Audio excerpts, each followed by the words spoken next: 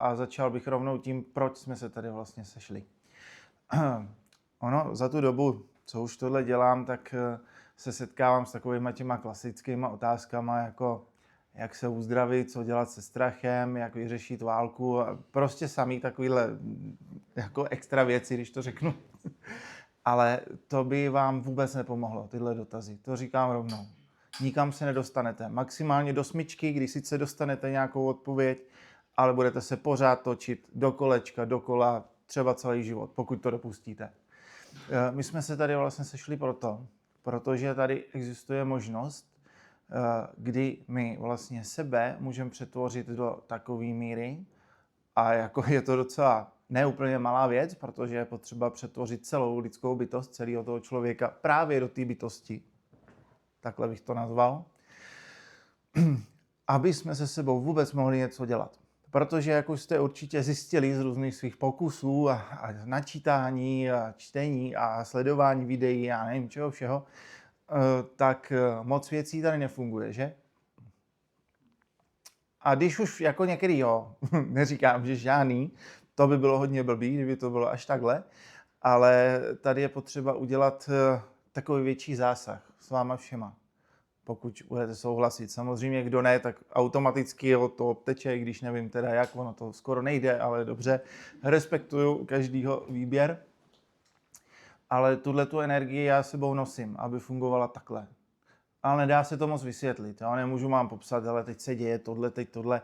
To je něco tak komplexního a tak vlastně přesahujícího vůbec ty slova, který bych já tady za sebe nějakým způsobem těžko vyždímával ven, že to ani nemá smysl. Smysl má se tady sejít a nechat to fungovat. A pak nechat fungovat vás. A myslím si, že postupem času se budete hodně divit, jak jste se změnili a jak to funguje. Aniž byste museli vyřešit nějaký soubor svých problémů. To můžete řešit jakoby za chodu, pardon, že to řeknu takhle, ale tak trochu pro zábavu. Protože tenhle ten proces je úplně o něčem jiným. Jo, on vás dostane prostě do té harmonie, tam, kam vlastně patříme, z čeho jsme. A potom si tady vlastně hrajte. Pak pochopíte, že ty problémy byly vlastně taková hra a odehrávali se přesně proto, že jste si je sami vybrali. A to říkám na rovinu, tak jak to je. Protože kdo tady čemu věří a v čem jede a v čem, já to řeknu, se takzvaně rejpe, tak to přesně se mu dostane. Není to tak, že když vy si vezmete problém a budete ho dlouho řešit, že ho vyřešíte. Je to tak, že dostanete ještě další problémy, nebo se vám znásobí ten, který řešíte. Protože jste ochotní si s tím hrát. A dokud si budete ochotní hrát, tak problém bude hrát hru s váma. Takhle to funguje, ten princip. Proto se z toho nemůžete často dostat. A nejen vy. Protože to nemá smysl. Je potřeba to pochopit. Některé věci vyřešit jdou. Samozřejmě neplatí to úplně striktně. Nelze to brát jako dogma. Když potřebuju něco vyřešit a vím jak, potřebuju třeba někam zajít a vím, že tím se to jako vyřeší, tak ale to není problém. To je něco, co udělám a je to hotový. Když to zrovna nevím, je to v pohodě. Je to dobře, protože to nemám vědět, protože bych zase udělal nějakou blbost. Jo, že často panikaříme, jak tohle vyřeším a tohle. Některé problémy nemají řešení a nemají ho schválně, abyste se do toho nemohli namočit. Je to z důvodu vaší bezpečnosti, ne z důvodu toho, že byste byli neschopní nebo jste někam nedorostli, abyste toho mohli chápat, protože ten problém je moudřejší než vy. On není moudřejší, je to jenom nabídka. Takže takhle asi bych to dneska uvedl. Jak víte, tak já hodně pracuji takhle v pozadí. Nevím, jestli dneska budu upovídaný nebo nebudu. To se často mění. A pokud chcete, tak já bych dal teďka prostor vám, jestli máte nějaký dotaz. A to jsem na vás zvědavej, na co se teďka budete ptát. Jo? To je taky dobrý. Jo, protože já vám trochu napovím. Tím to teda možná umrtvím úplně, ale je potřeba to říct. Mně se někdo ptal, no ale tak jak se tě mám teda jako zeptat, když vlastně nemám řešit problémy? Já říkám nijak. Ta otázka neexistuje, ta není otázkou. Ty mě jenom řekneš, jak se chceš mít a jak to v tom svém světě má vypadat a tak to budeš mít. Ty se nebudeš rejpat v tom, co je kde blbě. To děláme velmi často. Jo? Čím začínáme vždycky? Co dělám špatně? A co dělám špatně tady s tím a tady s tím.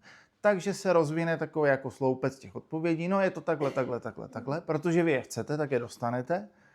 No ale ve výsledku, no tak vím, že dělám něco tady špatně a můžu s tím něco udělat?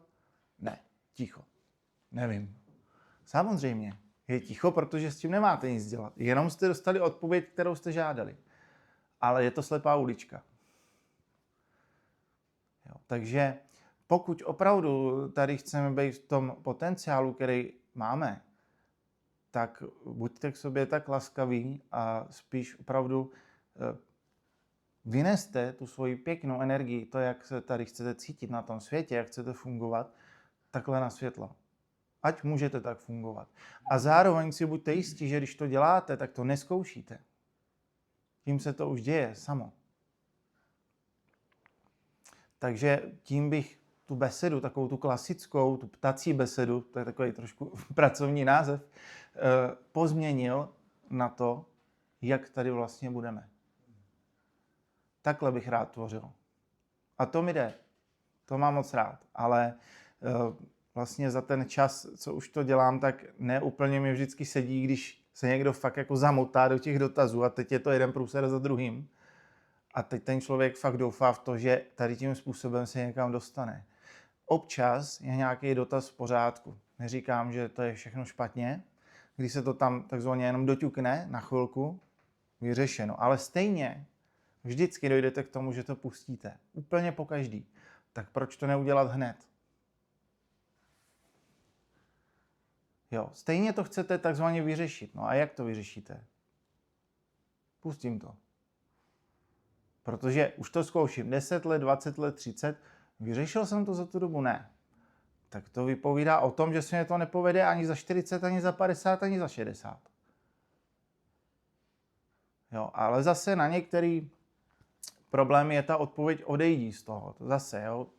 Dobře, drží se v tom, snaží se to tam vyřešit, jako třeba s někým, když jste s někým konfrontováni a vy si myslíte, že když to budete omílat, že to s ním vyřešíte. Někdy to jde, když je ten člověk ochotný, ale někdy vůbec. Někdy to je o tom, hele, dobrý, udělal jsem, co se dalo, vidím, že se furt točím, tak je na čase jít. Tím se to vyřeší. A až potom se běhne takový sled událostí, kdy se někdy stane, že se ty lidi jakoby k sobě vrátí, že to někam posune za ten čas a je to funkčnější. A pokud ne, rozloučíte se znovu. No a takhle to samo prostě funguje. My fungujeme takhle. Jo, na základě prostě úplně jiných informací, jiných toků, než na který jsme normálně zvyklí. Tenhle svět jako tak, jak je tady zavedený, to je kanalizace, která se pomalu, ale jistě ucpává. A ještě k tomu je to kanalizace. Jako ne, děkuju pěkně. Když si vezmete, jako co se tady šíří za informace, to je takový to. Starej se o sebe, ale zároveň buď co nejvíc ve strachu, snaž se to všechno vyřešit, no a pak se uvidíme na psychiatrii. Tady máš prášky. No, aspoň takhle to vidím z takového toho klasického hlediska. Ale pak je tady to hledisko, kdy už tohle máte jakoby za sebou, už vás to ani nenapadne, protože víte, že to nikam nevede, tady ty sledy. No a jste v pohodě. Jen tak. Protože můžete. Bez jakýchkoliv podmínek. A pokud si potom něco tvoříte tady v tom, tak to taky nemá podmínky. Vemte si, že kolik je tady lidí, kteří říkají, jo, my víme, jak se to dělá, ale musíš udělat za A, za B, za C a bez toho to nepůjde. Ale ruku na srdce, kdybyste mohli, vybrali byste si ty podmínky, anebo ne?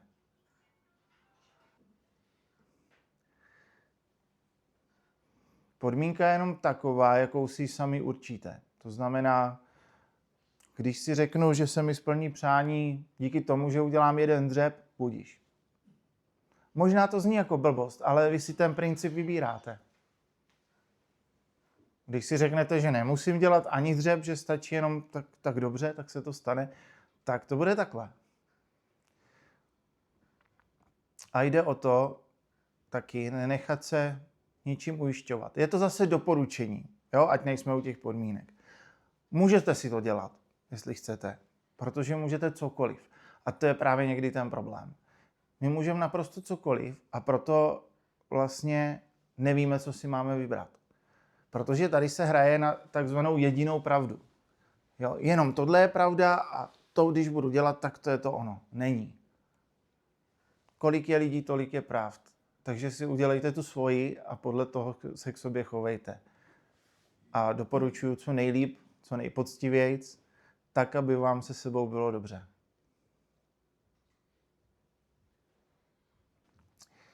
Mělo by to být tak, že není nic nad náma, ani vedle nás, ani pod náma. To znamená, že nám nikdo neporoučí. Ve skutečnosti to je tak, pokud ji teda přijmete, můžete přijmout jinou skutečnost, ale tahle je taková, jako, řekl bych, nejsvobodnější. Ale zase je to můj osobní názor, kdy je to tak, že my z té energie, kterou byste vy třeba nazvali božskou nebo jakkoliv, to je jedno, tak ona po vás nic nechce. Vy máte jenom ty možnosti se v ní zorientovat a tvořit naprosto tak, jak jenom budete chtít. Ale zase na zemi takzvaně je zavedeno, ne, ty nás budeš poslouchat, tady jsem já, ta energie, ať už si říká jakkoliv, a když mě nebudeš poslouchat, tak přijde trest, přijde tohle, přijde tamto. To je lidský výmysl na rovinu. Takhle se to nedělá. Vy jste se vlastně zrodili z té energie, z té pěkný. Sami jste se zrodili a nic po sobě nechcete. Není nikdo, kdo by vám poručil, hele, dělej to takhle nebo takhle. Máte vlastní moudrost. Pokud budete chtít radu, tak ji vlastně chcete sami po sobě a ono to k vám přijde, co máte dělat. Vám to možná bude připadat jako, že vás to přesahuje. Ne, nepřesahuje. Tady v tomhletom vás to nepřesahuje ještě. A ono vlastně nikdy, jo? To už jsou pak další sféry, kdy bychom se dostali úplně do něčeho jiného. Já chápu, že by se vám tam asi líbilo, asi každému, ale úplně bych s tím nespěchal. No teď vlastně nevím, co jsem jim chtěl říct. Asi jsem vám to chtěl představit.